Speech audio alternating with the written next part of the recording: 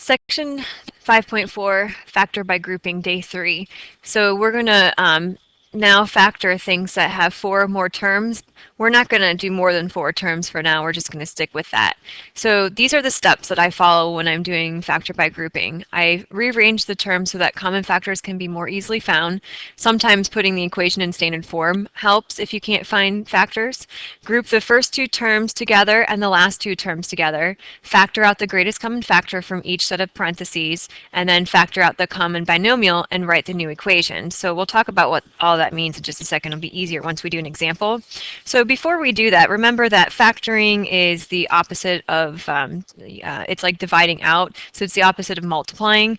So let's say that we wanted to multiply a plus b times 2x plus 3.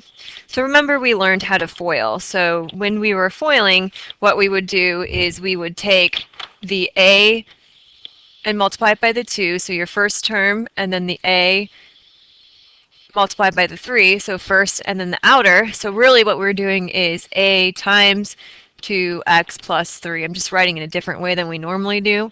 And then after that, we take our inner terms. So the inner terms would be b times 2x and b times the 3. So that would be, in this case, plus b times 2x plus the 3. So we're taking b times both of those terms. And now I would distribute. So in this case, I would get 2ax plus 3a plus 2bx plus 3b. And I would look then for like terms that I can combine together. And in this case, I don't have any, so this would be my solution.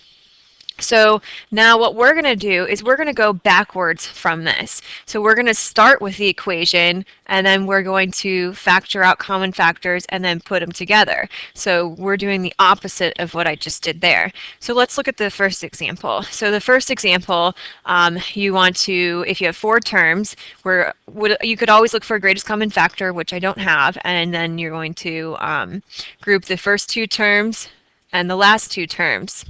So now when I do that, I want to look for the greatest common factor in each set of parentheses. So in this first set, I have 3x squared plus xy. Notice that the only thing that's in common is the x, so I can take that x out. What would be left in my parentheses? I have 3x plus y. So then I'm going to do the same thing on the other side. So over here, I have minus 12x and minus 4y. So in this case, I know that I can take out a 4 from each, and I'm going to actually take out negative 4. So when I do that, notice this would become negative 12x divided by negative 4 becomes 3x, and then negative 4y divided by negative 4 would give me plus y. And I did the negative on purpose because notice I want this and this to be the same, just like if you look back at the first thing that we did, the 2x plus 3 and the 2x plus 3 is the same.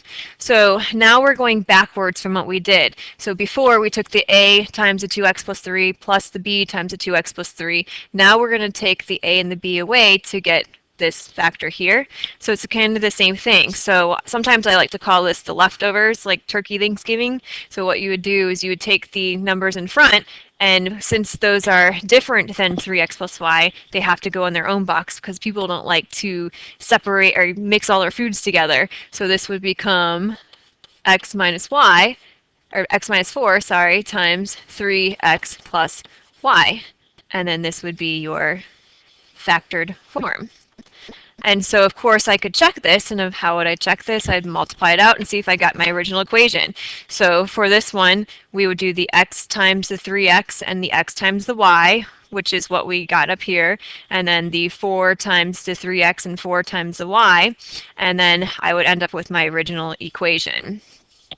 So let's go to number 2. So for number 2, I would do the same thing. So I want to look at my equation, and I'm going to group the first 2 terms and the last 2 terms. So when I do that, I end up looking at the first set, and I can see that I have an x squared in common. So this is x squared, and then this becomes x plus 7. over here I have a 2 in common, so I'm going to factor out positive 2, so plus 2 times x plus 7. And again, notice that this and this is the same. Since they're the same, they go in their own separate set of parentheses, so their own separate box, so x plus 7, and it just becomes 1. And then over here, we would get x squared plus 2, and this would be my solution. So then let's try another one, number 3. So for number 3, I'm going to do the same thing. So I want to take my first two terms, group them together. My second terms, group them together, factor out a greatest common factor. So in this case, I can factor out a squared, and that becomes a minus 2. Over here, I want to try to get a minus 2 in my parentheses, so I can factor out a positive 5, and that would become a minus 2 again.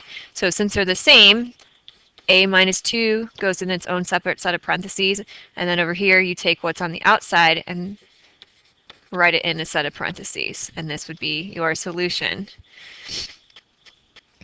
So why don't you guys pause the video and see if you can do number 4 on your own, and then when you're done, click back on it and we'll do it together.